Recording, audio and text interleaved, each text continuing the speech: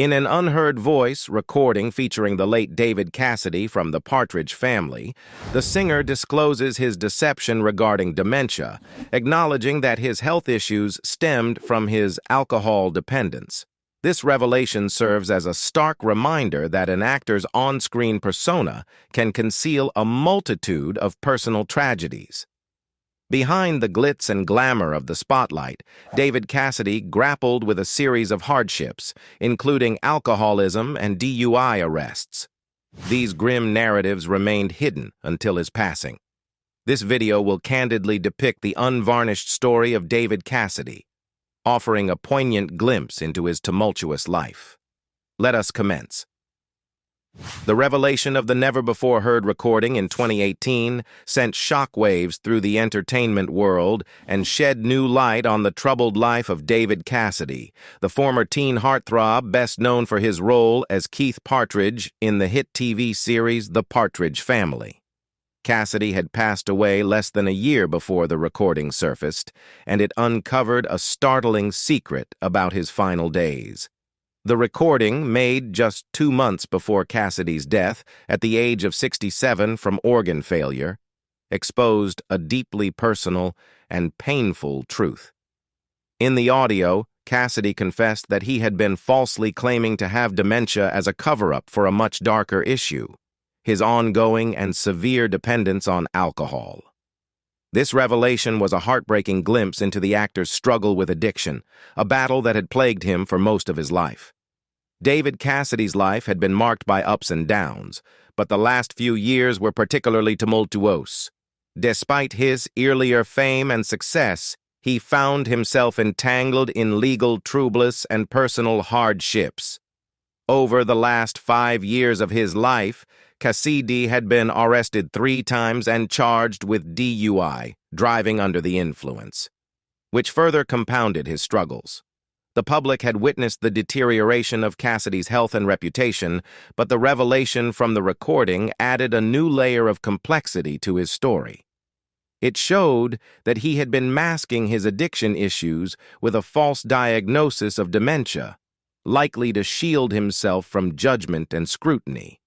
David Cassidy's battle with alcoholism and his deceptive claims regarding his sobriety came to a head in 2014 when he checked himself into a rehabilitation facility.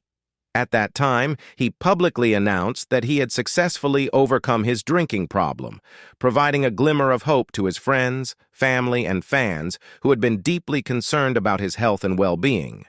However, the shocking audio recording that emerged in 2018 revealed that his proclamation of sobriety had been a carefully constructed facade. The turning point occurred during the production of a documentary titled David Cassidy: The Last Session.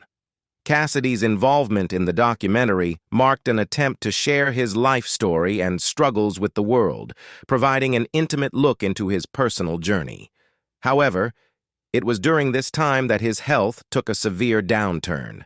He was rushed to the hospital due to an acute illness, a critical moment that would ultimately unveil the truth about his condition.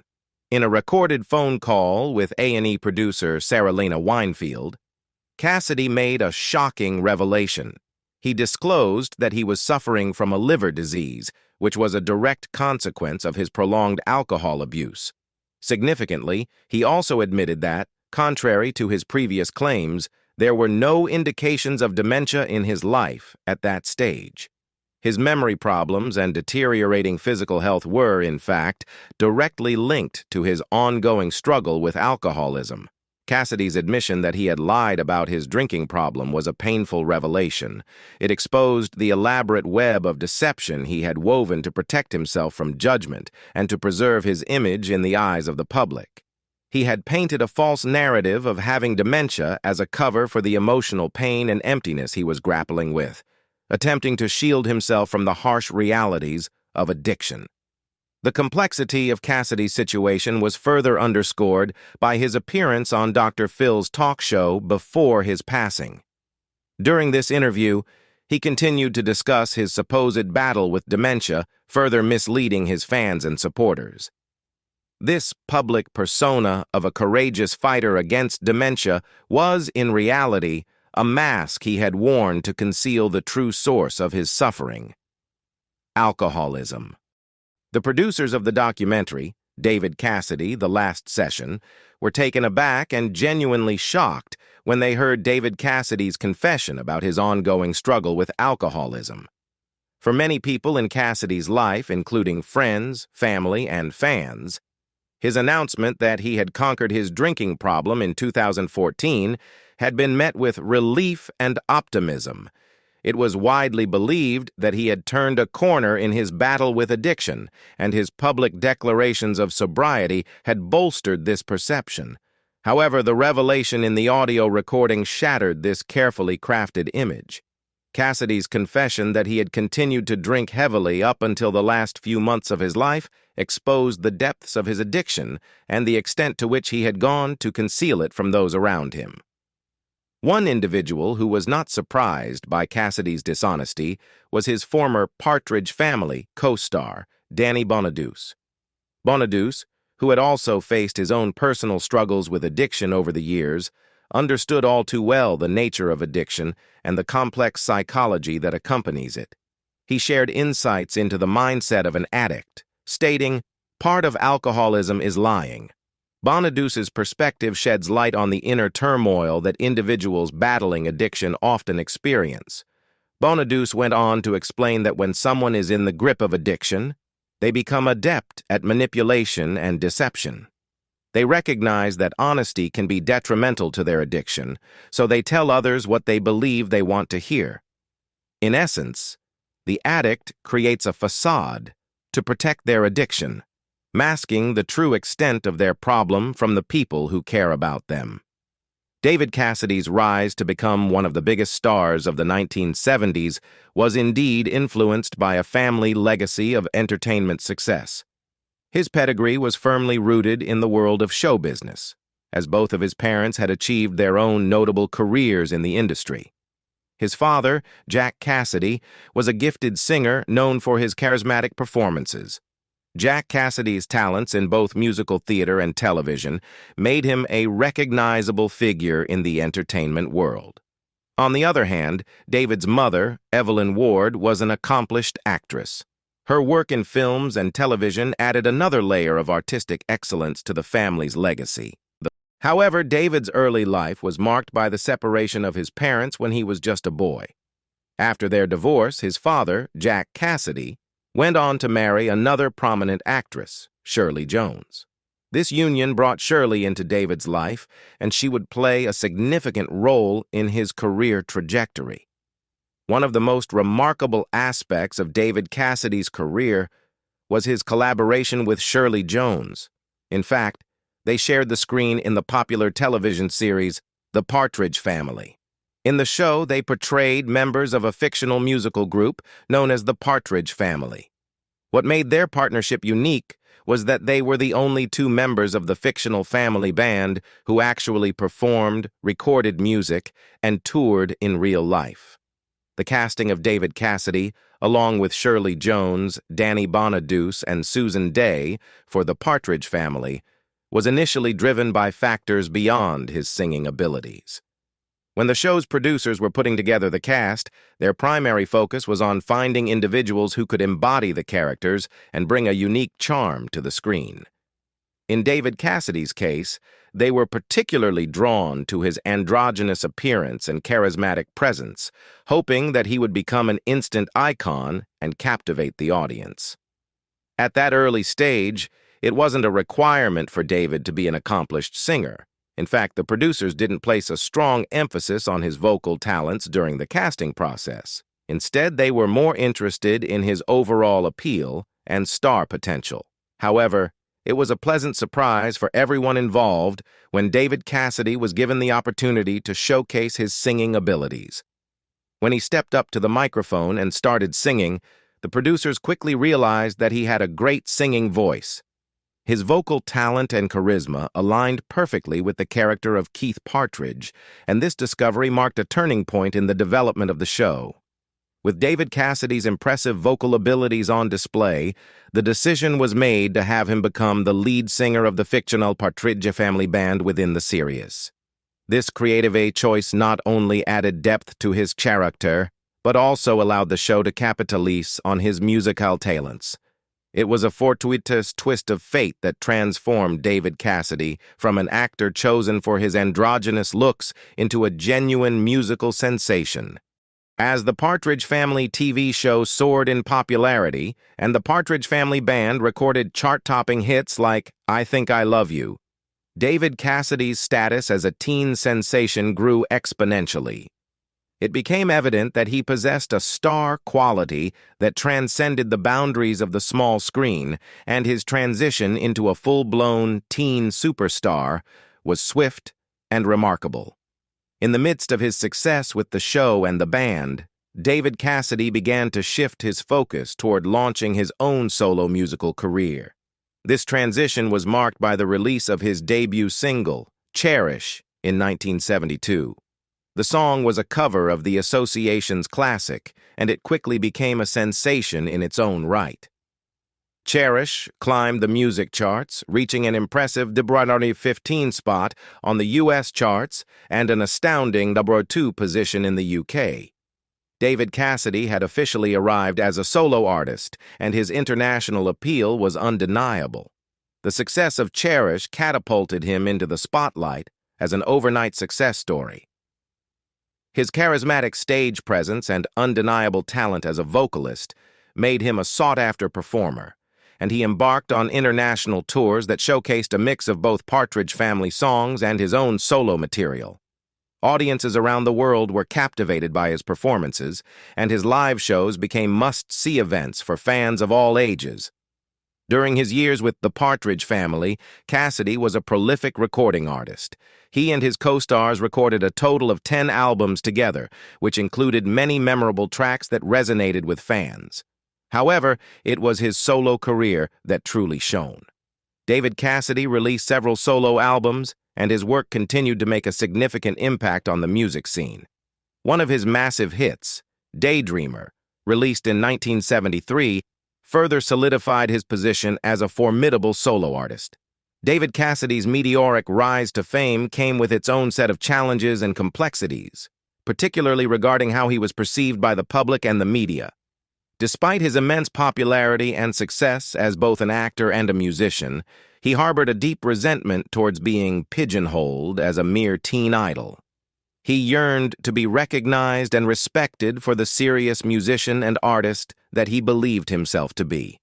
One of the contributing factors to his frustration was the term Cassidy Mania, coined by the press to describe the frenzied adoration and overwhelming fan enthusiasm that followed him wherever he went. The term not only encapsulated the immense popularity he enjoyed, but also reinforced the perception of him primarily as a heartthrob for teenage fans. By 1972, David Cassidy had reached a level of stardom that was nearly unparalleled. He routinely sold out stadiums, drawing crowds of over 50,000 people to his concerts. Perhaps one of the most remarkable instances was when he managed to sell out Madison Square Garden in New York in just one day. This achievement was a testament to his global appeal and the intensity of his fan following. However, with such widespread adoration came a downside. The fervor of his fans reached such heights that it sometimes spiraled into chaos. During one memorable performance at Madison Square Garden, his fans became so hysterical that they actually incited a riot at the venue. This was indicative of the uncontrollable frenzy that often surrounded him, making it difficult for him to be taken seriously as a musician. The situation escalated even further when similar incidents occurred in different parts of the world. In Australia, during a performance at Melbourne's cricket ground in 1974, the hysteria among his fans was so overwhelming that authorities and public figures began to question the impact of Cassidy Mania. Some even went as far as to advocate for his deportation, fearing that his presence might incite further chaos and disruptions. David Cassidy's fans were not just your typical adoring admirers. Their level of obsession with him bordered on the fanatical and, at times, even the dangerous. His fan base's passion for him was so intense that it often crossed into the realm of the extreme. And this overwhelming adoration became a defining aspect of his career. One of the most distressing incidents that highlighted the potentially hazardous nature of his fans' devotion occurred in 1974 during a concert at White City Stadium in London. During the show, the crowd's enthusiasm reached a fever pitch, and over 800 people were injured as they rushed to the stage in an attempt to get closer to their idol. This chaotic episode left a profound impact, and its repercussions were tragically felt for years to come. 4 years after the London concert, news emerged of a heartbreaking incident related to that night. A 14-year-old girl named Bernadette Whelan, who had attended the concert and was among the injured, tragically passed away as a result of the injuries she sustained during the stage rush. Her death served as a stark reminder of the dangerous consequences of the intense fan hysteria surrounding David Cassidy's performances. For David Cassidy, this tragic incident marked a pivotal moment in his life and career. It was a turning point that ultimately led to his decision to step away from touring and acting on The Partridge Family. The fame and adulation had become too overwhelming and, in many ways, had taken a toll on him that he hadn't anticipated. The tragic loss of Bernadette Whelan and the chaos that had ensued during the London concert weighed heavily on his conscience.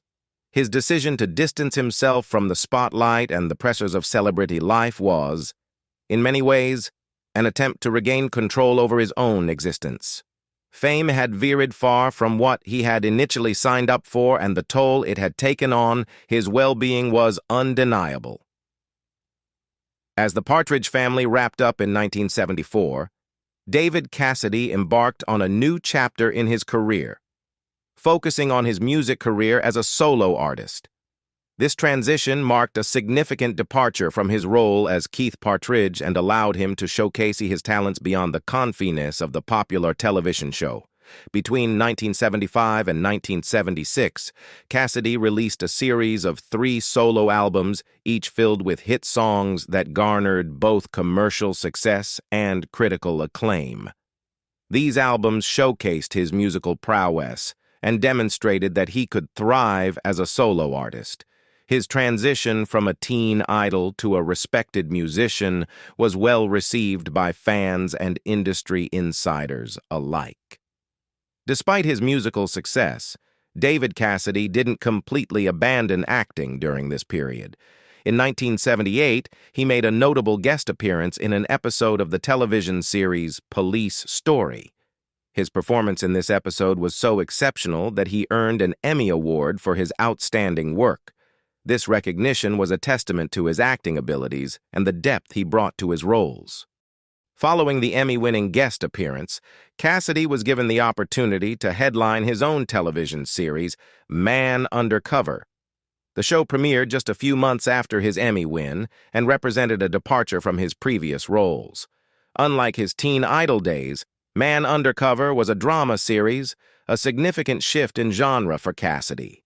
He portrayed the character of Dan Shea, an undercover cop.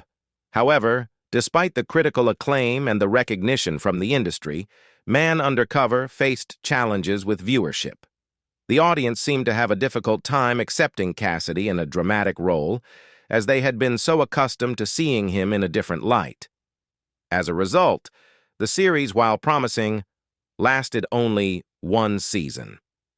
In 1977, David Cassidy married Kay Lenz, an accomplished actress who had made her mark on several hit shows during the 1960s and 1970s, including notable appearances on The Andy Griffith Show and Ironside.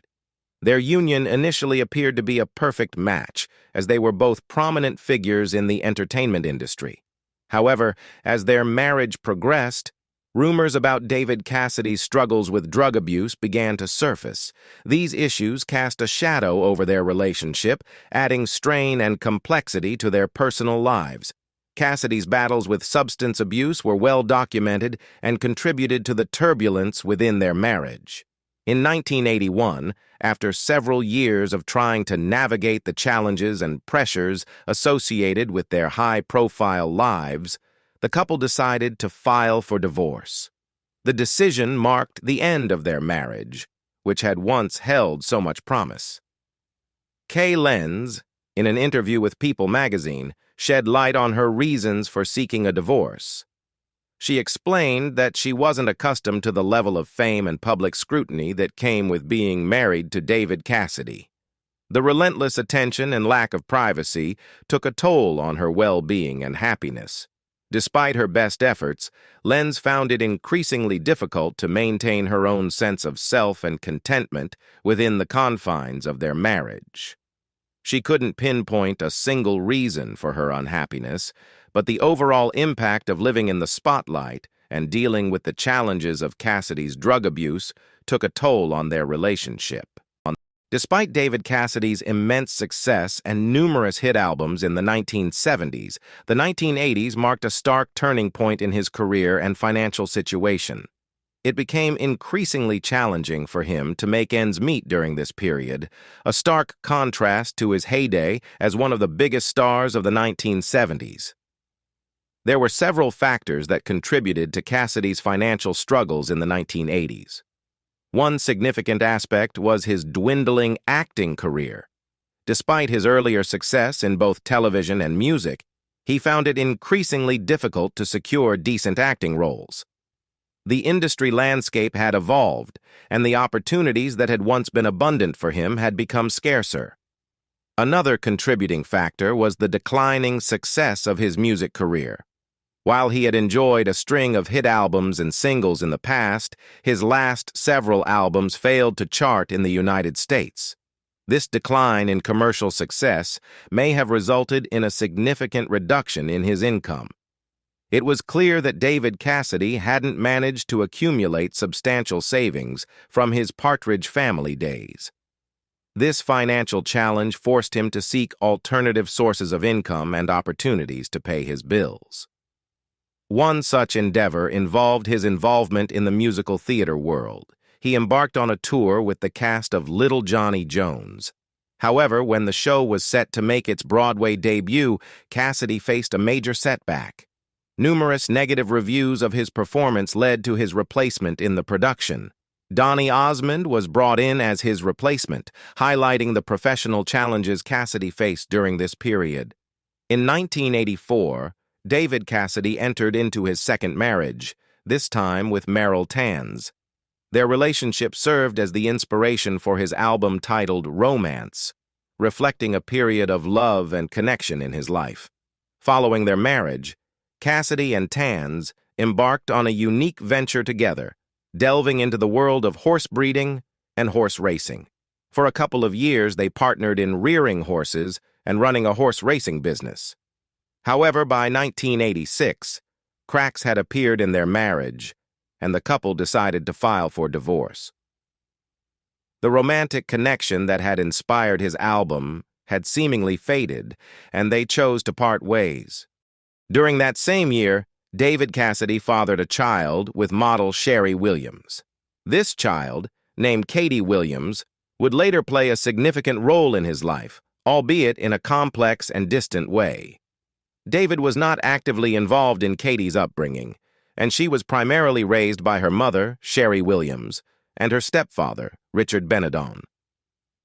The absence of her father in her life left a lasting impact and created a distant and complicated relationship between David and Katie that persisted until his death. In 1991, David Cassidy entered into his third marriage, this time with Sue Schifrin Cassidy. Together, they had one child, Bo Cassidy, who would go on to follow in his father's footsteps by becoming a singer-songwriter. In an effort to rejuvenate his career, Cassidy made a significant move, relocating his family to Las Vegas. In Las Vegas, David Cassidy pursued various opportunities to revive his career. He worked as a co-writer and producer for a stage production titled The Rat Pack is Back. This experience allowed him to stay connected to his entertainment roots and gain a foothold in the vibrant Las Vegas entertainment scene. In 2000, David and Sue Cassidy took their ambitions further by creating their own Vegas show, titled At the Copa. This endeavor represented a new chapter in his career as he continued to explore different avenues to remain relevant and engaged in the world of entertainment. David Cassidy's marriage to Sue Cassidy, which initially appeared to be a strong and enduring partnership, faced its own set of challenges. In 2014, after 24 years of marriage, David and Sue decided to file for divorce, marking the end of their long union. Despite their seemingly strong connection, the strains and difficulties that had surfaced over time led to this significant decision. Following their divorce, David Cassidy encountered a series of financial setbacks. Just a year after the divorce was finalized in 2016, he filed for bankruptcy. This financial turmoil added to the mounting pressures in his life and contributed to the challenges he faced during this period. It was during these turbulent years that David Cassidy's struggle with alcohol addiction began to take a devastating toll on nearly every aspect of his life.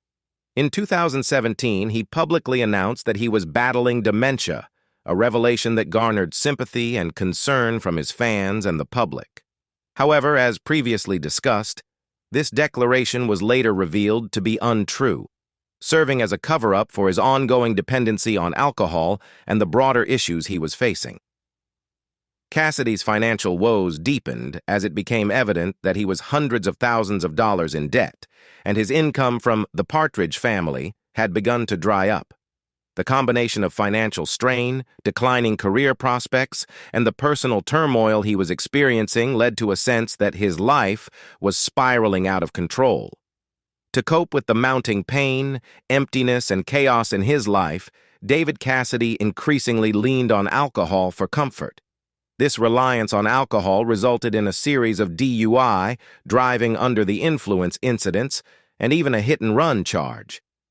His excessive drinking not only exacerbated his personal struggles, but also landed him in legal trouble, compounding the challenges he faced during this period. In November 2017, David Cassidy's health took a critical turn for the worse. The toll of his long-standing battle with alcoholism had become alarmingly apparent. His condition had deteriorated to the point where he desperately needed a liver transplant to have any hope of survival. However, it wasn't just his liver that was failing. His kidneys were also shutting down, further complicating his medical situation. Facing a dire medical crisis with limited options, the medical team caring for David Cassidy made the difficult decision to place him in a medically induced coma. This induced coma was a medical intervention aimed at stabilizing his condition and giving his body a chance to heal and recover. Despite the efforts of the medical professionals and the hopes of his loved ones, David Cassidy's health continued to deteriorate. Tragically, several days later, he passed away while surrounded by his family.